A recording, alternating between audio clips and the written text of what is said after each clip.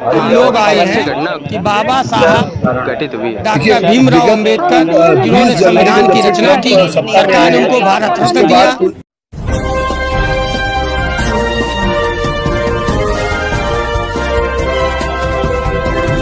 दोस्तों नमस्कार, आप देख रहे हैं एजीटीवी लाइव न्यूज। मैं हूं आरके अजय। आइए करते हैं खबरों की शुरुआत। उत्तर प्रदेश से 6 खबरें और कोई खबरें ऐसी हैं कि दिल को हिला देने वाली, और कोई खबर खुशी भी है, कोई खबर में कम है। 6 खबरें हैं। 6 खबर, ये जो 6 खबर हैं ये जिला कानपुर से ही है, महानगर कानपुर, उत्तर प्रदेश से। दोस्तों आइए पहली खबर की करते हैं शुरुआत। बाबा भीमराव अंबेडकर संविधान निर्माता, जिसके कारण आज लोकतंत्र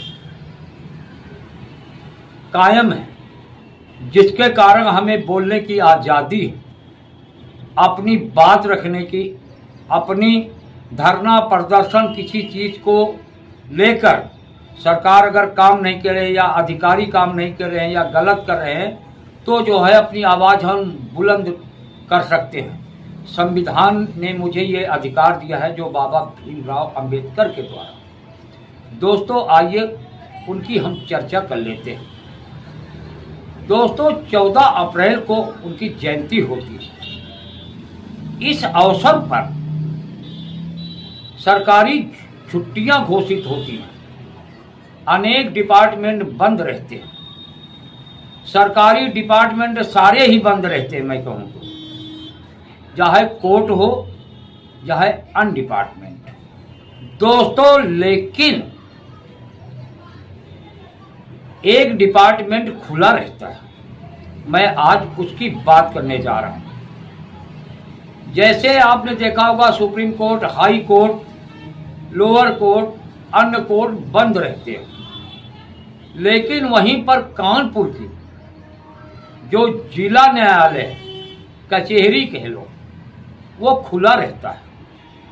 इसी को लेकर वहां पर वकीलों ने जिला अधिकारी को ज्ञापन दिया प्रधानमंत्री के नाम, और बड़ी संख्या में वकीलों ने अपनी आवाज बुलंद किया, अपनी मांग रखा, जो आप इस खबर में देखेंगे। वहीं पे पूर्व लॉयर एसोसिएशन अध्यक्ष पंडित रविंद्र शर्मा ने मीडिया को बाइट दिया, जो आप इस खबर में देखेंगे। दोस्तों ये तो थी पहली खबर। बताता चलूं ये 6 खबरें कानपुर से चीफ ब्यूरो रुस्तम खान द्वारा है, जो वहां के चीफ ब्यूरो हैं। दोस्तों आइए दूसरी खबर की भी करते हैं शुरुआत।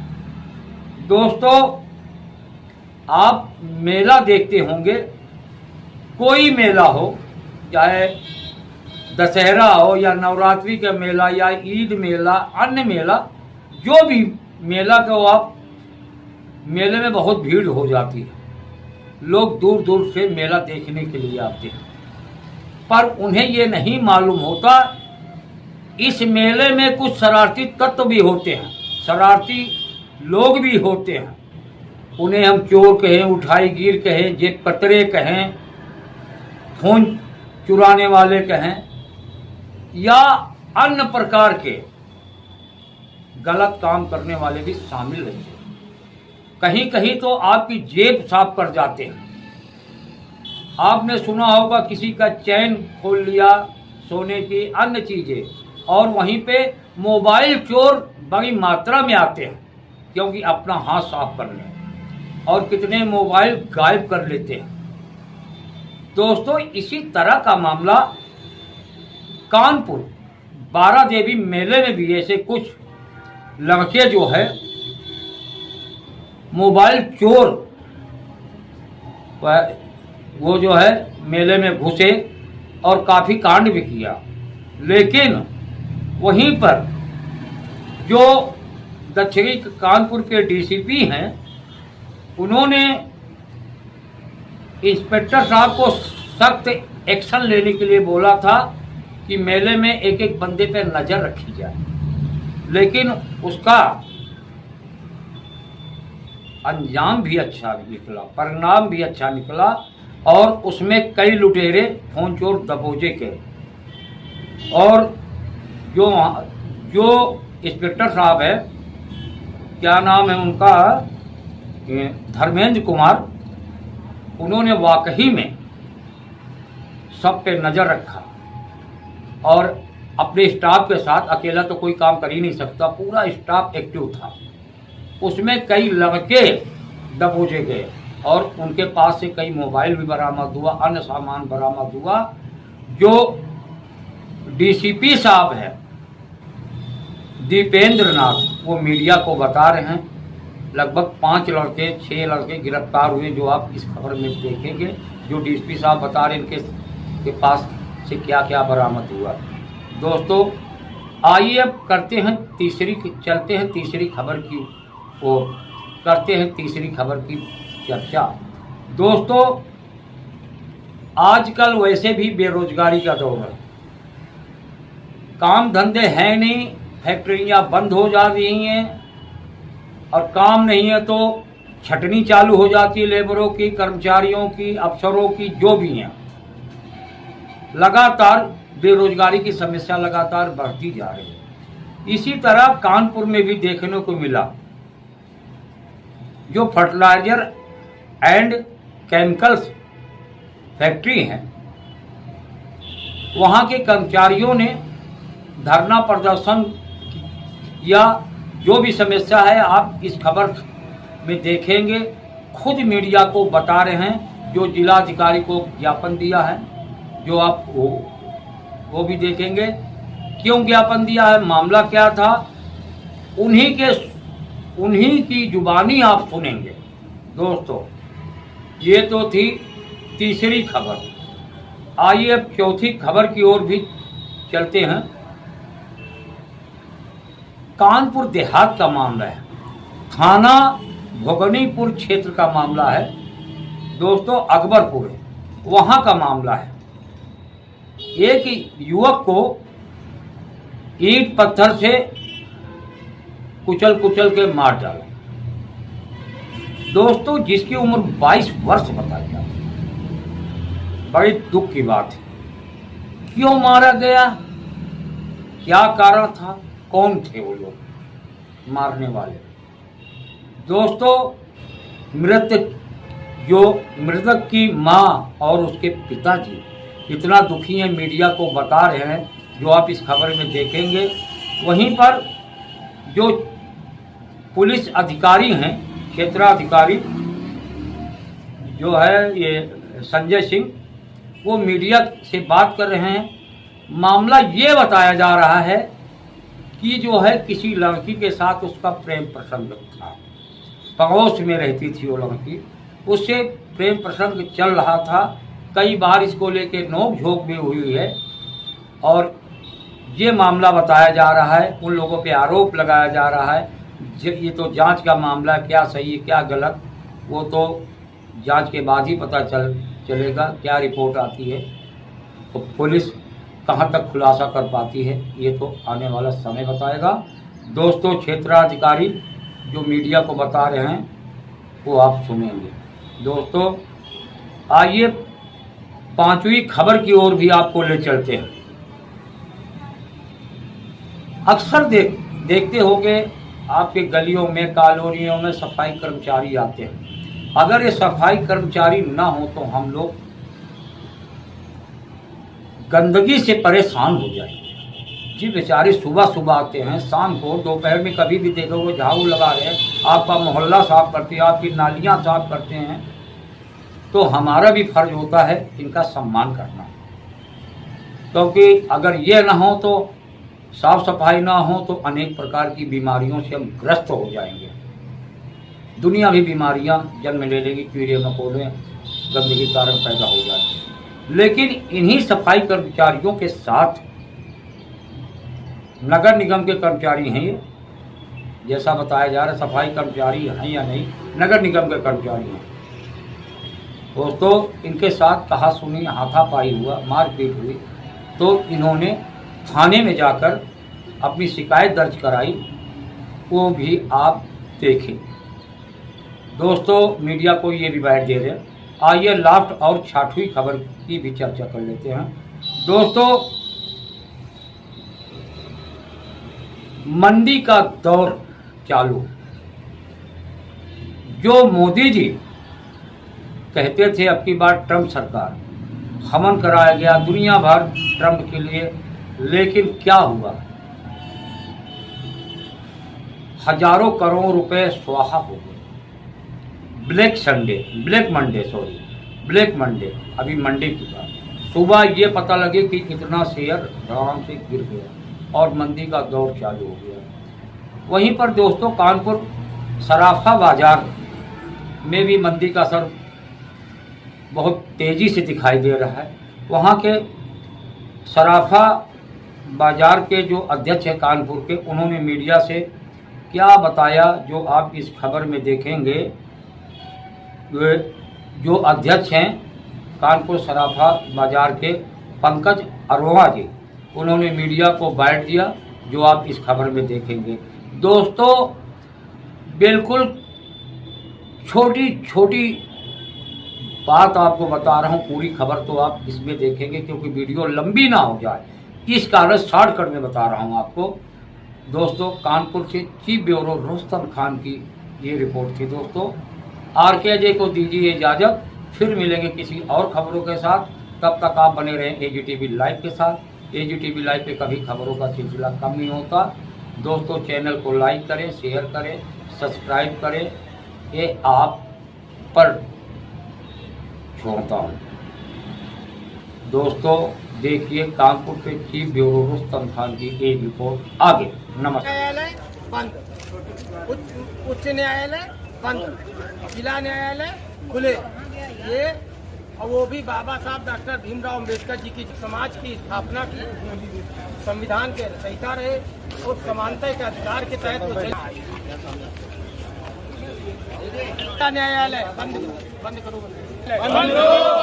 अम्बेडकर जयंती पे जिला न्यायालय बंद करो अम्बेडकर जयंती पे जिला न्यायालय बंद करो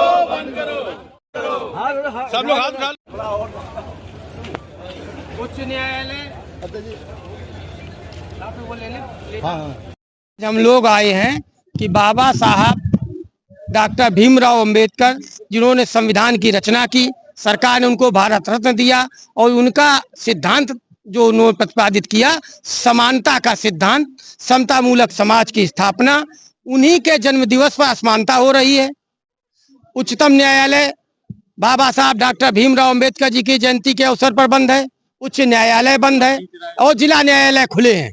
इसके लिए हम लोगों ने अभी माननीय प्रधानमंत्री जी जिन्होंने 14 अप्रैल को सार्वजनिक अवकाश घोषित किया है, उनको प्रतिवेदन जिलाधिकारी महोदय को दिया है कि 14 अप्रैल डॉक्टर भीमराव अंबेडकर जी की जयंती के अवसर पर जिला न्यायालय भी बंद किए जाएं। बंद करो अम्बेडकर जयंती जिला न्यायालय बंद करो अम्बेडकर जयंती जिला न्यायालय बंद करो।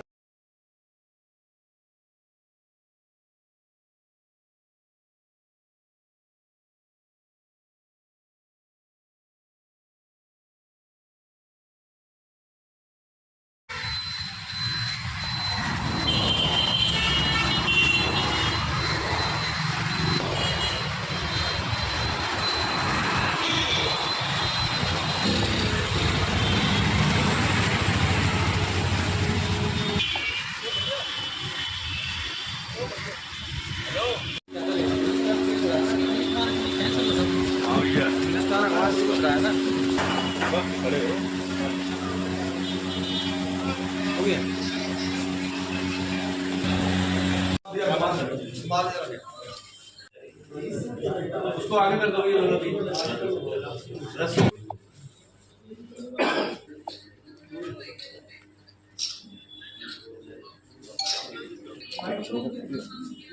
चलो नोट तो फट फट दे देना। तुम्हारी जिम्मेदारी है। बाबूजी कह रहे थे। देखिए, अपराध और अपराधियों के खिलाफ हमारा अभियान लगातार जारी है। इधर विगत दिनों में बराह देवी मंदिर पे कुछ मोबाइल चोरी की घटनाएं जो वहाँ श्रद्धालु आ रहे थे उनके पास से हुई थी। इसमें FIR भी दर्ज हुई थी। उसी क्रम में जब हमारी टीमें इसमें लगी, हमारे ADCP साहब और ACP साहब और हमारे प्रभारी जो किदवई नगर के हैं, उन सबके सार्थक प्रयास से जो चोरी गए मोबाइल वो बरामद हुए हैं। और इसमें एक इनका पूरा गैंग है जो आसपास के थाना क्षेत्रों में मोबाइल छिनैती का भी कार्य करता है और भीड़ भाड़ का फ़ायदा उठा करके मोबाइल चोरी का भी कार्य करता है। इस क्रम में 3 अभियुक्त मोहम्मद इरशाद, जो मूल रूप से नौबस्ता थाने का रहने वाला है, जिसके ऊपर 4 मुकदमे हैं, और दूसरा अभियुक्त सचिन, जिसके ऊपर कुल 6 मुकदमे हैं, और अभियुक्त दानिश, जिसके ऊपर कुल 7 मुकदमे हैं। ये आसपास के थाना क्षेत्रों के रहने वाले हैं। इनकी गिरफ्तारी की गई है। इनके कब्जे से 7 अदद मोबाइल बरामद हुए हैं। इसमें कुछ मोबाइल कनेक्ट हैं, कुछ नहीं कनेक्ट हैं, क्योंकि इसमें सिम नहीं है। तो अभी हम लोग इसका सेट रन करा करके इसके जो भी इसका स्वामित्व होगा उसके मालिक को बुला करके उनके मोबाइलों को वापस कराने का भी कार्य करेंगे। और इसमें चूँकि अभियुक्तों का पर्याप्त आपराधिक इतिहास है, इनकी हिस्ट्री शीट खोलने की कार्रवाई और इनके विरुद्ध गैंगस्टर एक्ट की भी कार्रवाई की जाएगी।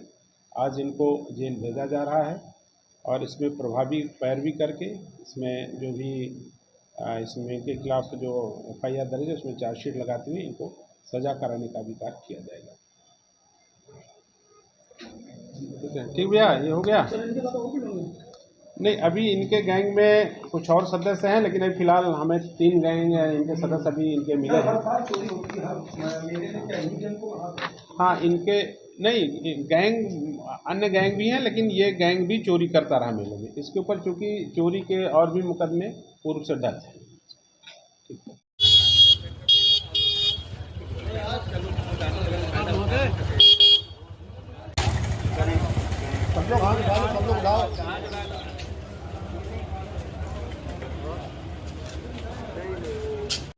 दिलाया जाए, जब तक हम लोगों को ऐसे ही रखा जाए, थोड़ा समय दिया जाए, क्योंकि इससे हमारी फैमिली भी, हम तो मेंटली डिप्रेस हो ही रहे हैं, उसके साथ साथ हमारी फैमिली भी, कुछ हमारे बंदे ऐसे हैं जिनका BP आई है, हार्ट अटैक आया है, कई गिर गए हैं हॉस्टल में। कंपनी हमारे साथ ये बहुत गलत कर रही है। तो 7,000 कर्मचारी हैं हमारे ग्रुप के अंदर, जाल ग्रुप के अंदर।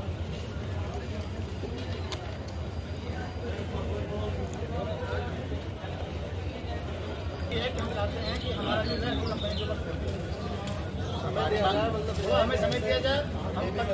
मेनली मांग ये है कि जो कंपनी दिवालिया पर प्रोसेस से चल रही है, कंपनी डिसाइड हो जाएगी कौन कंपनी से टेक ओवर कर रही है। तो हम लोग बस ये चाहते हैं कि 9 जून तक हमें निकाला ना जाए। जो भी फैसला ले, आने वाली कंपनी निर्णय करे कि हम काल प्रभाव से हमें ना निकाला जाए। कम से कम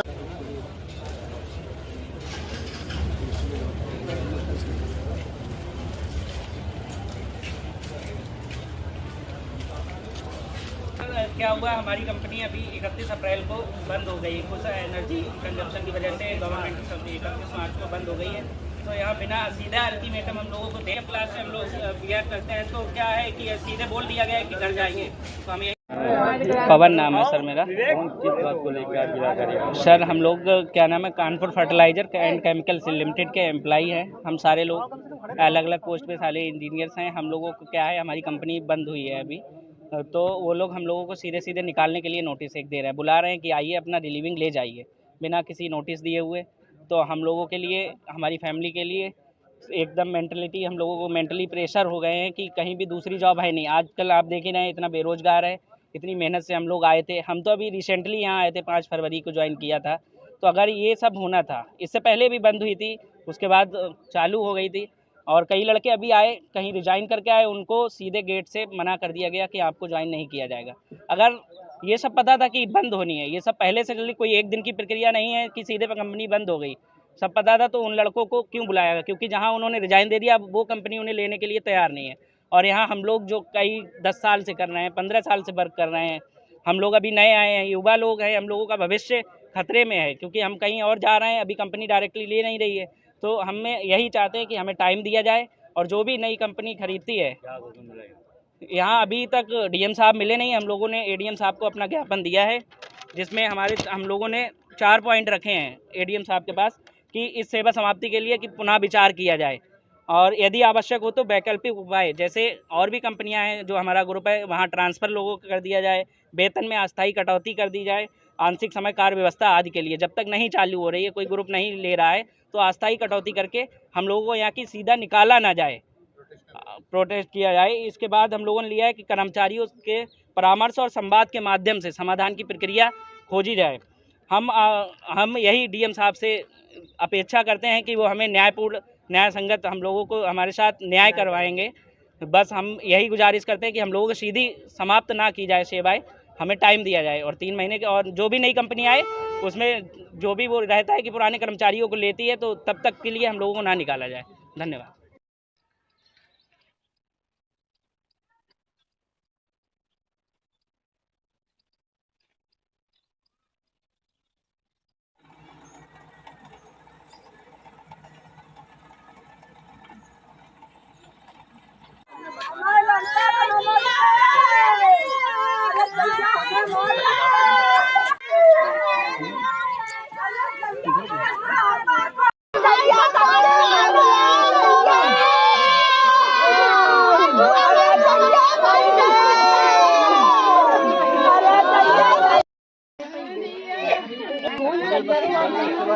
ना पुलिस और पुलिस यहाँ भी नहीं आए, वहीं पड़ा था, वहीं से हमारे बच्चा के जान, बच्चा के खून कैसे मार जान, बच्चा के खून चली गई।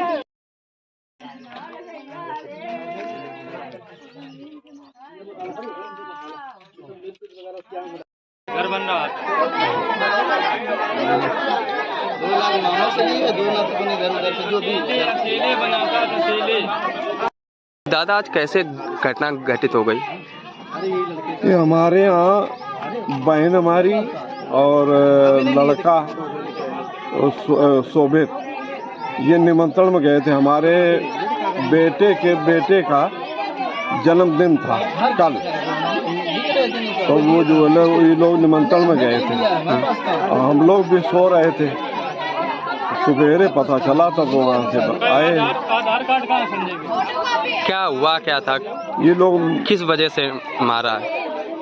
वजह तो 2 महीने जनवरी में ही कूद गई थी कुआं में, कुछ फोन से बात होती होगी लड़की से, तो कुआं में कूद गई थी। तब वही इनको टेंशन बनी रही है। अब जो है अकेला पा करके और सोते में मारे हैं। यहाँ सो रहा था, सोते में मुंह में चड्डी घुसेड़े हैं वो पड़ी है और ईंटन से मारे, ईंटा सब लगे हुए खून से। और फिर कड़ील के ले गए, कहाँ ले गए कहाँ नहीं, इधर उधर ले गए। चाकू रखी थी और कट्टा भी था, बता रहा था। इसने जब ये होश में आया है तो बताया मनीष भाई से बयान बताया मनीष कि कट्टा जो है लिए थे, कट्टा लगा रहे थे बार बार। माता जी कैसे घटना घटित हुई है? हम दिल गए थे ने, चली गई थी नीता करने गए थे ने बेटा, हमारे भाई के बर्थडे तो नाती के, तो दिल गए चले गए थे ने। हम न जानती ने कि ये हमारे दुश्मन।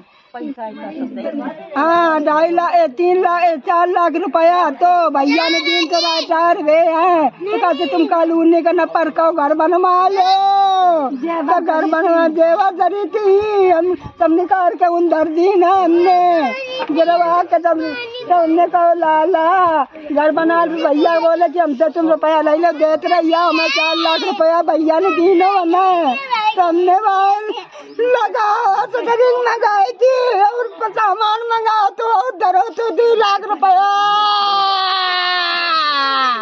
अरे आज दिनांक 7/4/25 को ग्राम अकबर नगर थाना भोगनीपुर के एक व्यक्ति संजय, जिसको संदिग्ध परिस्थितियों में इलाज हेतु हॉस्पिटल में एडमिट किया गया था, जहां उसकी मृत्यु हो गई है। मृत्यु के उपरांत पोस्टमार्टम कराया जा रहा है। बाद प्राप्त होने पोस्टमार्टम रिपोर्ट व परिजनों के तहरीर के आधार पर जांच कर विधिक कार्रवाई की जाएगी। ABC न्यूज़ है ये।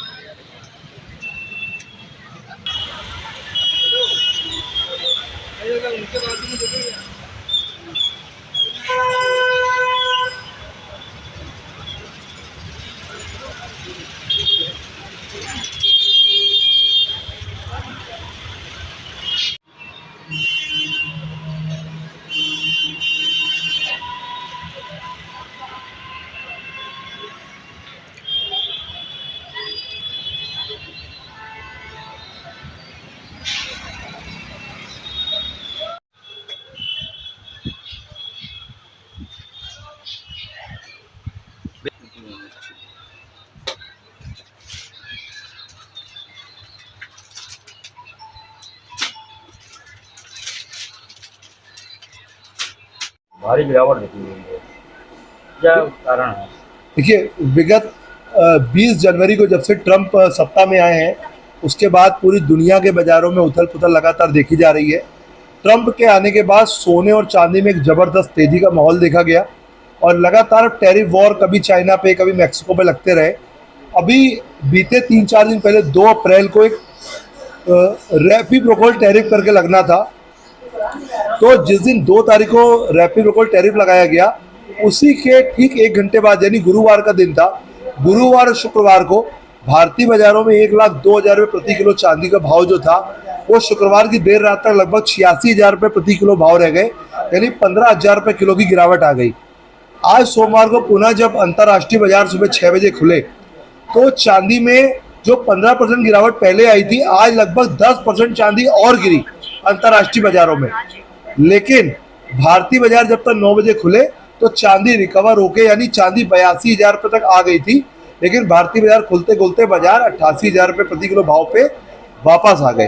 तो इस समय भारतीय बाजारों में 88,000 रुपये प्रति किलो MCX में भाव चल रहा है, जो कि अपनी गिरावट से लगभग 15% नीचे चल रहा है। तो जो ट्रंप का रेसिप्रोकल टैरिफ है उसकी वजह से दुनिया भर के शेयर बाजार, यहाँ तक कि सबसे ज़्यादा लहूलुहान खुद अमेरिका है। अमेरिका की पॉलिसी उनको ही भारी पड़ रही है और उनकी वजह से दुनिया भर के शेयर बाजारों में भारी गिरावट है। क्या मतलब कब तक सुधरने का कारण है? देखिए, उम्मीद हम ये मान के चलते हैं कि आने वाले दिनों में सोने चांदी में हम लोग और गिरावट मानते हैं कि अमेरिका की इकोनॉमी खराब होने के आसार हम लोग को लग रहे हैं। अगर ऐसा होता है तो सोने चांदी में और गिरावट देखी जा सकती है। तो निवेशकों को जिनके घर शादी ब्याह तुरंत ले, नए निवेश के हिसाब से उनको थोड़ा सा रुकना चाहिए। जब बाजार ठहर जाए, भाव रोज एकदम 5,000 ऊपर 5,000 नीचे हो रहे हो, तो ऐसे में निवेशकों को बचना चाहिए।